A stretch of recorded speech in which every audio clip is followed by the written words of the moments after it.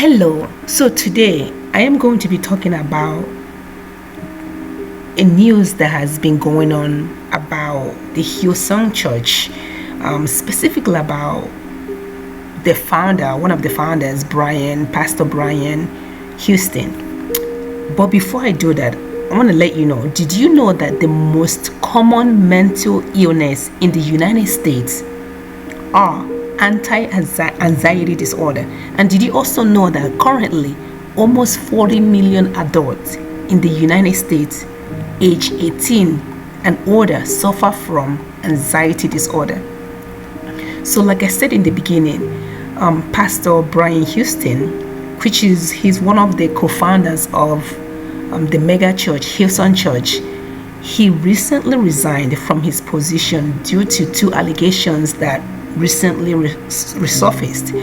The first allegation against the pastor is related to an accusation that the pastor had flirted with a staff member over a text message a decade ago.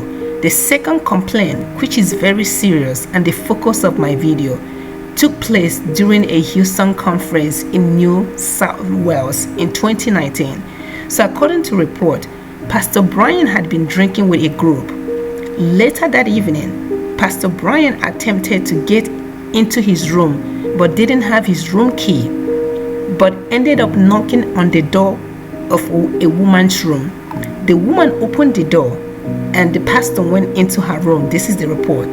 The report stops there. It doesn't say what happened afterwards. However, after this report surfaced, the Hillsong board members released a statement explaining what led to Pastor Brian's behavior. And the statement explains that Pastor Brian became disoriented after taking more than the prescribed dose of anti-anxiety prescription mixed with alcohol. This resulted in the pastor knocking on the door of a hotel room that was not his, entering this room and spending time with a female occupant. Again, this is their statement. The statement went on to say that Pastor Brian was under the influence of sleeping medication, upon which he had developed a dependence. So there is a lot to unpack in this statement, but let me start with this. As a medical professional, it is absolutely true that anxiety medications or sleep medications can make a person disoriented, especially if the person had taken more than the prescribed dose or the person had developed a dependence like Pastor Brian had. So it is very possible that Pastor Brian was disoriented when he went into this woman's room. It's possible. I'm not saying that's what happened. It's very possible. And especially if he had alcohol in his system. And just to add, I have seen people become addicted to prescription drugs and totally become a different person. I've seen nice people, like calm people, who become drug addicts, whether prescription or street. They become drug addicts and they totally change to like unrecognizable people. So I don't know if you know this, but addiction can actually alter your brain activities, leading to personality changes. Sometimes an individual with no aggressive behavior can develop an aggressive behavior due to an addiction to whatever. Anyway, it is reported that Pastor Brian Houston apologized for his behavior, and the board members worked closely with him to ensure he received the professional help to eliminate his dependency on this medication. And according to the board members, this was achieved successfully. So I'm gonna say this again, as a medical professional, as a mental health professional, I feel the need to talk more about this issue. Prescription drug addiction or dependency or whatever we want to call it, this is what caused this beloved pastor's downfall. It's so shameful and it hurts because it's possible this guy went to a doctor to get some help and ended up creating more problems for himself. This should be a warning to anyone, religious leaders, regular people.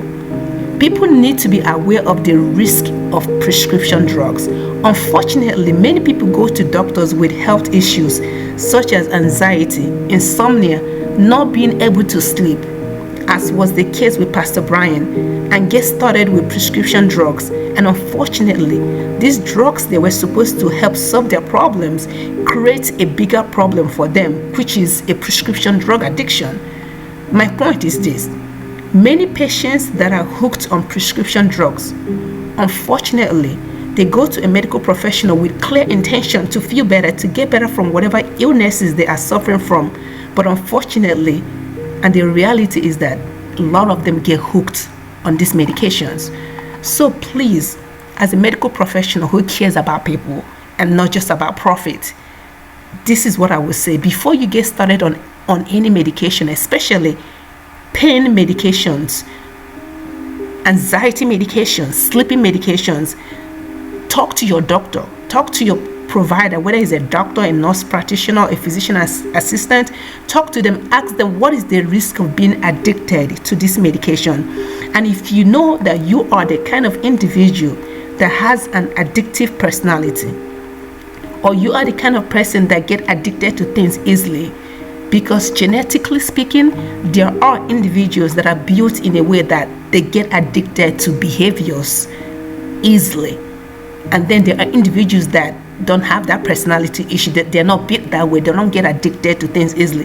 If you know you get addicted to substances, behavior easily, before you start any of these medications that have a high risk for addiction, speak to your doctor. If you can avoid starting these medications, avoid. Try other alternative therapies. Try different therapies that you know that will not create more problems for you. That's my point. So in closing, I just want to say thank you guys for listening, and I'm glad this issue is being brought up, because this is a big issue that we need to focus on. And I just want to use this opportunity to say this: let's not condemn Pastor Brian Houston and those affiliated with him. Let us pray for them during this difficult time. We don't know the whole story.